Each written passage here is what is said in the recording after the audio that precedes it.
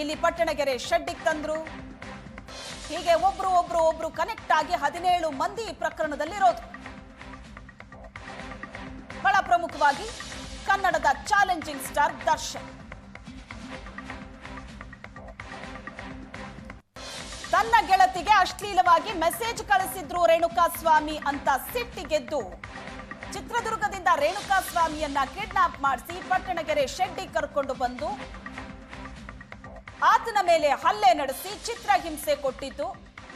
ಈ ಪ್ರಕರಣದಲ್ಲಿ ಸಾಕಷ್ಟು ಬೆಳವಣಿಗೆಗಳಾಯಿತು, ಸಾಕಷ್ಟು ವಿಷಯಗಳ ಬಹಿರಂಗ ಆಯಿತು. ಯಾವ್ಯಾವ್ದ್ರಿಂದ ಹಲ್ಲೆ ನಡೆಸಿದ್ರು, ಯಾರ್ಯಾರು ಹಲ್ಲೆ ಮಾಡಿದ್ರು, ಕಾಲಲ್ಲಿ ಒದ್ರ, ಕೈಯಲ್ಲಿ ಹೊಡೆದ್ರ, ದೊಣ್ಣೆ ತಗೊಂಡು ಹೊಡೆದ್ರ, ಇಂಥ ಹಲವು ವಿಷಯಗಳನ್ನ ಪೊಲೀಸರು ಸಂಗ್ರಹಿಸಿದ್ರು ಸಾಕ್ಷ್ಯ ಸಮೇತ. ರೇಣುಕಾಸ್ವಾಮಿ ಮೇಲೆ ಶೆಡ್ ನಲ್ಲಿ ನಡೆದಂತ ಹಲ್ಲೆ ವಿಷಯ ಪ್ರಸ್ತಾಪ ಆಗತ್ತೆ. ಯಾಕೆ ಮೆಸೇಜ್ ಮಾಡಿದೀಯಾ ಅಂತ ಹೊಡೆದು ಅವಮಾನ ಮಾಡಿದೀನಿ.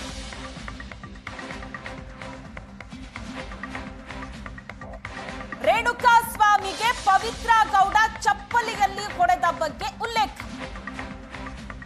ಈ ಪ್ರಕರಣ ಹೊರಗಡೆ ಬಂದ ಆರಂಭದ ದಿನಗಳಲ್ಲಿ ಈ ಎಲ್ಲ ಮಾಹಿತಿಯನ್ನ ನೀವು ಕೇಳಿಸ್ಕೊಂಡಿದ್ರಿ. ಯಾಕಂದ್ರೆ ಆಗ ಒಂದೊಂದೇ ಮಾಹಿತಿಗಳು ಹೊರಗಡೆ ಬರ್ತಾ ಇತ್ತು. ಒಂದಷ್ಟು ಸಿಸಿಟಿವಿ ಫುಟೇಜ್ಗಳು ಹೊರಗಡೆ ಬಂತು. ಪವಿತ್ರ ಗೌಡ ಪಟ್ಟಣಗೆರೆ ಶೆಡ್ಡಿಗೆ ಎಂಟ್ರಿ ಕೊಟ್ಟಿದ್ದು, ಅಲ್ಲಿ ಒಳಗಡೆ ಏನಾಯ್ತು, ಪ್ರಕರಣದ ಆರೋಪಿಗಳನ್ನ ವಿಚಾರಣೆ ನಡೆಸಿದಾಗ ಒಬ್ಬೊಬ್ರು ಹೇಳಿಕೆಯನ್ನ ಕೊಟ್ಟು ಒಳಗಡೆ ಬಂದ್ರು. ಪವಿತ್ರ ಗೌಡ ಆತನಿಗೊಂದು ಹೊಡೆದ್ರು. ಯಾಕೆ ಮೆಸೇಜ್ ಮಾಡಿದೀಯಾ ಅಂತ ಹೊಡೆದು ಅವಮಾನ ಮಾಡಿದಿರಿ. ಕೋರ್ಟ್ನಲ್ಲಿ ಉಲ್ಲೇಖ ಆಯ್ತು. ರೇಣುಕಾಸ್ವಾಮಿಗೆ ಪವಿತ್ರ ಗೌಡ ಚಪ್ಪಲಿಯಲ್ಲಿ ಹೊಡೆದ್ರು. ವಿಚಾರಣೆ ಸಂದರ್ಭದಲ್ಲಿ ಒಬ್ರು ಬಾಯಿ ಬಿಟ್ಟಿದ್ದು. ಈ ಪ್ರಕರಣದ ಆರಂಭದ ದಿನಗಳಲ್ಲಿ ಲೈನ್ಗಳನ್ನ ನೀವು ಕೇಳಿರ್ತೀರಿ, ಈ ಸಾಲಗಳು ಕಿವಿಗೆ ಬಿದ್ದಿರುತ್ತೆ. ಪವಿತ್ರ ಗೌಡ ಪಟ್ಟಣಗೆರೆ ಶೆಡ್ಡಿಗೆ ಹೋದಾಗ ರೇಣುಕಾಸ್ವಾಮಿಗೆ ಚಪ್ಪಲಿಯಲ್ಲಿ ಹೊಡೆದರಂತೆ. ಯಾಕಂದ್ರೆ ಆತ ಮಾಡದಂತ ಮೆಸೇಜು. ದರ್ಶನ್ ಕರ್ಕೊಂಡು ಬಂದ್ರು ಪವಿತ್ರ ಗೌಡನ ಪಟ್ಟಣಗೆರೆ ಶೆಡ್ಡಿಗೆ. ನಿನಗೆ ಕೆಟ್ಟದಾಗಿ ಮೆಸೇಜ್ ಮಾಡಿದವನನ್ನ ನಾವು ಎತ್ತಾಕೊಂಡು ಬಂದಿದ್ದೀವಿ ನೋಡು ಅಂತ. ಪವಿತ್ರ ಗೌಡ ಚಪ್ಪಲಿಯಲ್ಲಿ ಹೊಡೆದ್ರು ಅಂತ ವಿಚಾರಣೆ ವೇಳೆ ಬಾಯಿ ಬಿಟ್ಟು. ಈಗ ಅದು ಕೂಡ ಉಲ್ಲೇಖ ಆಗಿದೆ. ನೀವು ರೇಣುಕಾಸ್ವಾಮಿಗೆ ಚಪ್ಪಲಿಯಲ್ಲಿ ಹೊಡೆದ್ರಿ, ಅದು ಕೂಡ ಉಲ್ಲೇಖ ಆಗಿದೆ. ಚಪ್ಪಲಿಯಿಂದ, ಮರದ ರೆಂಬೆಯಿಂದ ಮಾರಣಾಂತಿಕ ಹಲ್ಲೆ ಮಾಡಿದಿರಿ.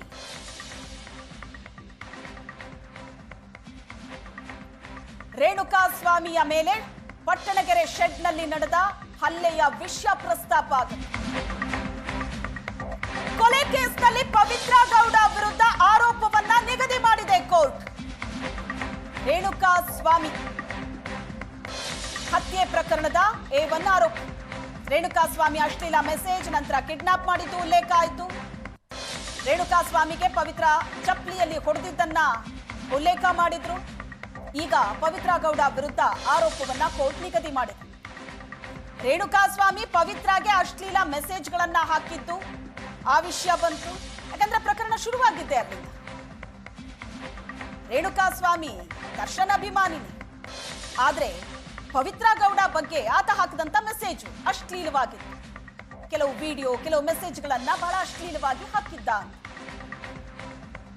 ಅದನ್ನ ತನ್ನ ಮನೆಯಲ್ಲಿ ಕೆಲಸ ಮಾಡ್ತಾ ಇದ್ದಂತವನಿಗೆ ಪವಿತ್ರ ಹೇಳ್ಬೇಡ ದರ್ಶನ್ಗೆ.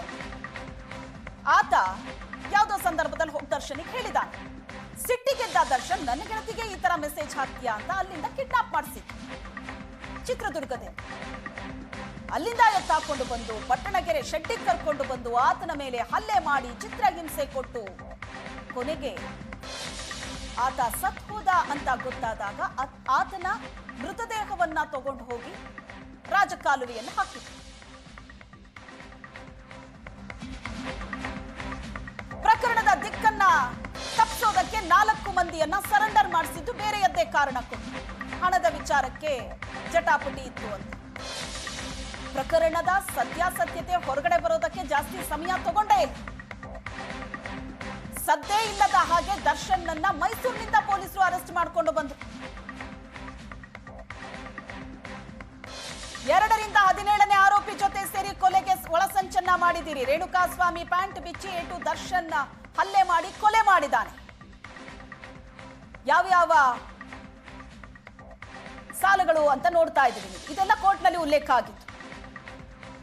ಕೊಲೆಗೆ ಒಳಸಂಚು ಮಾಡಿದಿರಿ.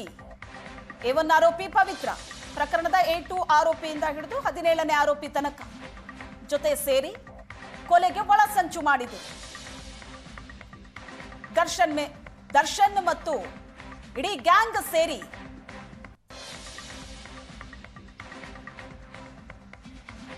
ಹಲ್ಲೆ ಮಾಡಿದ್ದಾರೆ ಅನ್ನುವಂತಹ ಆರೋಪ ಏನಿದೆ ಅದರ ಬಗ್ಗೆ ಈಗ ವಿಚಾರಣೆ ನಡೀತಾ ಇದೆ.